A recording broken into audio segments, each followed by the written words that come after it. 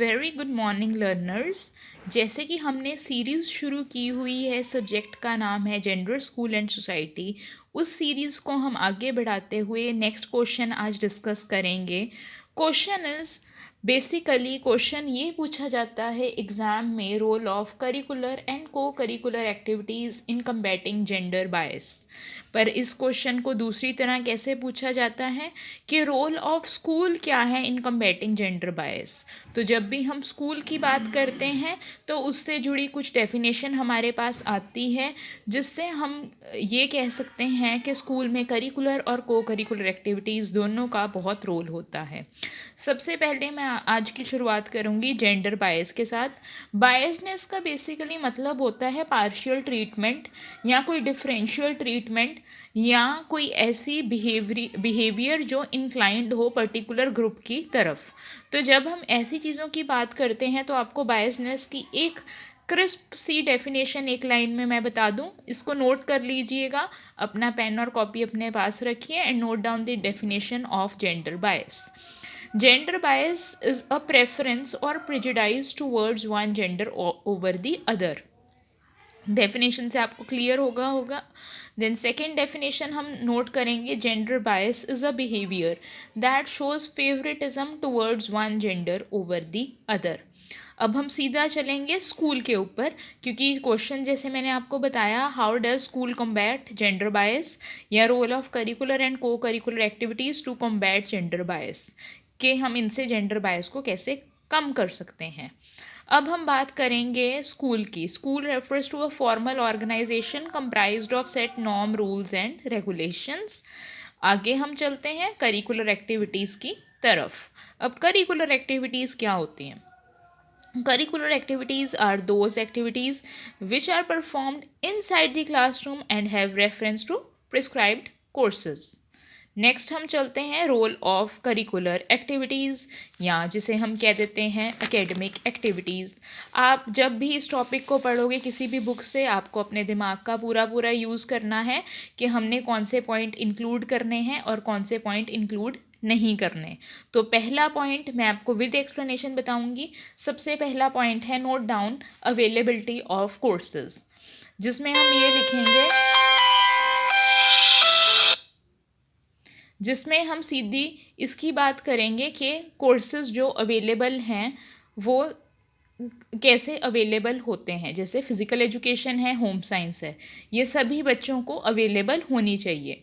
ऐसे नहीं करना कि एक सब्जेक्ट हमने गर्ल्स के लिए कंपलसरी कर दिया, दूसरा बॉयज़ के लिए। नो, अवेलेबिलिटी ऑफ कोर्सेज, जिससे हम जेंडर बायस को डिक्रीज़ करेंगे। Then next is learning material. Learning material कैसे? उसमें एक टीचर ने जेंडर न्यूट्रल लैंग्वेज यूज़ करनी है। कोई भी चीज़ पढ़ानी है तो उसमें टीचर ने जेंडर न्यूट्रल लैंग्वेज को यूज़ करना है। Then next point is assignments. Assignments जब भी बच्चों को देनी है क्लास में, ऐसे ग्रुप्स असाइन करने हैं कि सेग्रीगेशन नहीं करनी बॉयज़ और गर्ल्स के बीच में, बल्कि हमने ऐसे ग्रुप्स असाइन करने हैं कि जो लर्निंग का लेवल है बहुत ज़्यादा इंक्रीज़ हो जाए, बच्चों की कंसेप्ट क्लैरिटी बहुत ज़्यादा इंक्रीज़ हो जाए और जेंडर के नाम पे भेदभाव तो बिल्कुल भी ना हो। नेक्स्ट पॉइंट हम कवर करेंगे, ये आई थिंक हमारा फोर्थ पॉइंट है, grouping of students in class. जैसे मैंने पिछले पॉइंट में कवर कर लिया। Next point, equal participation in academic activities. बच्चों की जो पार्टिसिपेशन लेवल है वो बिल्कुल इक्वल होना चाहिए। उसमें बिल्कुल भी ऐसे नहीं कि गर्ल्स को ज़्यादा preference they the home science के काम में और बॉयज़ को बिल्कुल भी नहीं पूछा, क्योंकि आजकल तो होम साइंस भी बहुत ही नेसेसरी सब्जेक्ट हो गया है। जैसे कोई कुकिंग करनी है, कुछ अपनी पर्टिकुलर चीज़ों को करना है, तो उसमें दोनों की इन्वॉल्वमेंट बॉयज़ और गर्ल्स की इक्वल ही चाहिए होती है। उसके बाद हम बात करेंगे that is equal participation in academic activities के बाद नेक्स्ट हम बात करेंगे मल्टी फेसेटेड एकेडमिक कॉम्पिटिशन्स।